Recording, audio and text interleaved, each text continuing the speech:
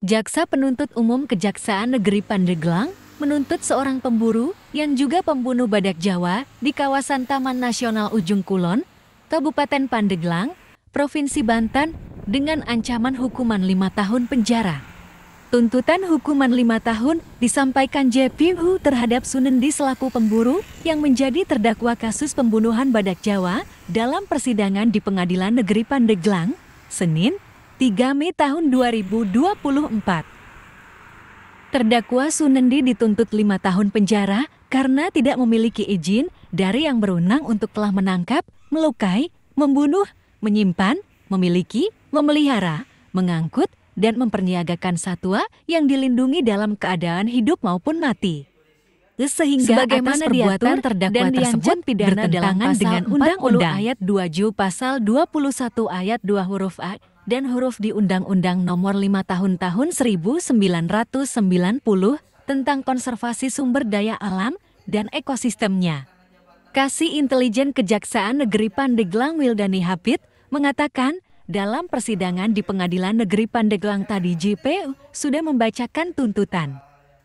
Pasal yang didakwakan yakni Pasal 40 ayat 2 Ju Pasal 21 ayat 2 huruf A dan huruf di Undang-Undang Nomor 5 Tahun 1990 tentang konservasi sumber daya alam dan ekosistemnya, serta Pasal 1 ayat 1 Undang-Undang Darurat Nomor 12 Tahun 1951 tentang penggunaan senjata api secara ilegal.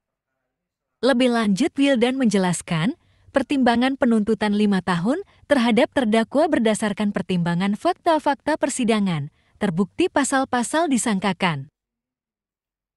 Sudah membacakan tuntutan, dalam amalnya menyatakan bahwa terdakwa terbukti secara sah pasal-pasal yang didakwakan oleh penuntut umum. Jadi bisa lihat sendiri ya pasal itu. Terus pidana penjara dituntut pidana penjara selama 5 tahun, dendanya 10 juta rupiah, subsidiarnya 2 bulan kurungan.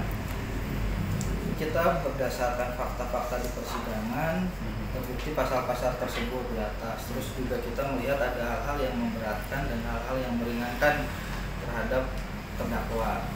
Hal yang memberatkan misalkan terdakwa telah merugikan balai TMK, kemudian juga merugikan negara terkait pelestarian hewan.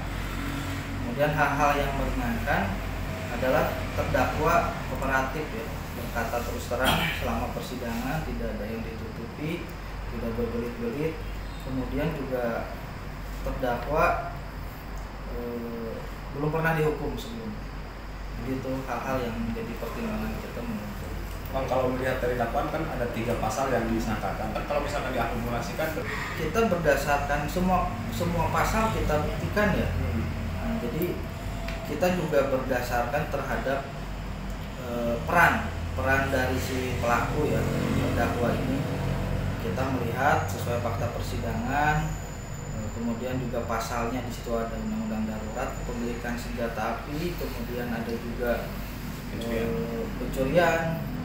Jadi menurut kita sesuai tuntutan dari JPU adalah 5 tahun.